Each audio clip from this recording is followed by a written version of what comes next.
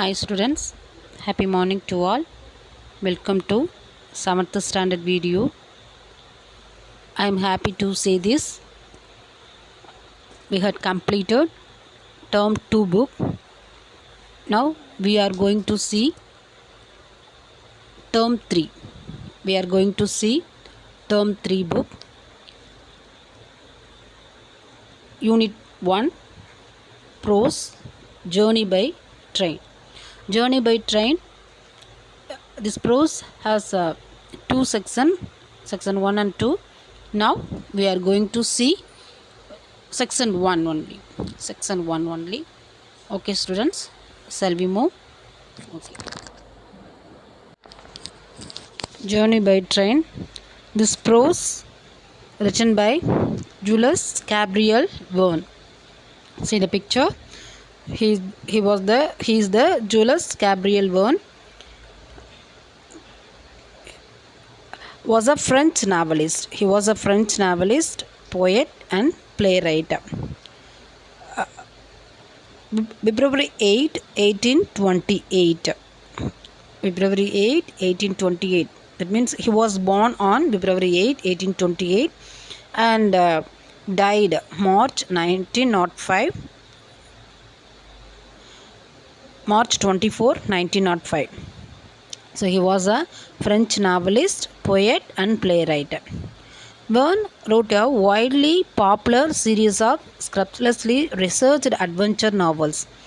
Adventure novels including Journey to the Center of the Earth in 1864, 20,000 Leagues Under the Sea 1870 and Around the World in 80 Days in 1873. So he wrote a widely popular series of scrupulously researched adventures novels. Okay, he has been the second most translated author in the world. Wow, he has been the second most translated author in the world since 1979. Ranking between Agatha Christie and William Shakespeare. He has sometimes been called the father of science fiction. He has sometimes been called the father of science fiction. A title that has also been given to H.G. Wells, Mary Shelley and Hugo Gernsback. A title that has also been given to H.G. Wells, Mary Shelley and Hugo Gernsback. So, Journey by Train, written by Jules Gabriel Verne, was a French novelist, poet and playwright.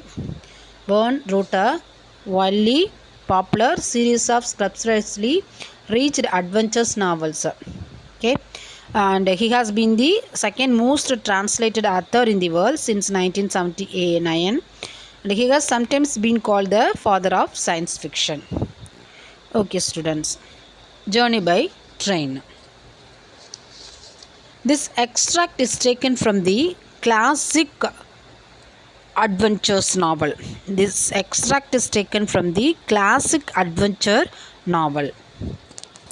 Okay. Around the World in 80 Days by Jules Verne. He was the author. So this extract is taken from the classic adventure novel Around the World in 80 Days by Jules Verne. An Englishman, Mr. Phileas Fogg, along with his French attendant, Passepartout attempts to go round the world in 80 days on a wager of 20,000. 20,000 means roughly 1.6 billion today. Okay, set by his friends and at the Reform Club, where Phileas Fogg travels through some parts of India at a time when the railways were being built in the country. Some places are spelled differently as the book was written over a century ago. The train had started punctually. Among the passengers were a number of officers, government officials and merchants.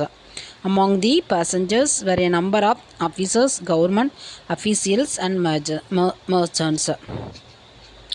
Passport out rode in the same carriage with Mr. Fogg, and a third passenger occupied a seat opposite to them. This was Sir Francis Cromarty, one of the friends Mr. Fogg made on the ship Mongolia that brought him to Bombay. On an hour after leaving Bombay, the train had passed the bridges and the island of Salzit and had got into the open country. During the night, the train left the mountains, began and passed Nazik, and the next day proceeded over the flat. Proceeded. What does mean by proceeded? Moved. Okay.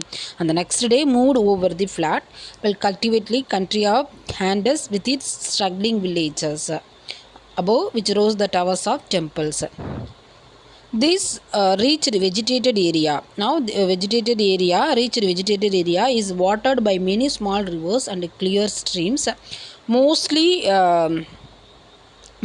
tributaries of the Godavari. Passepartout, on walking and looking out, could not believe that he was actually crossing India in a railway train. The railway engine guided by an English engineer.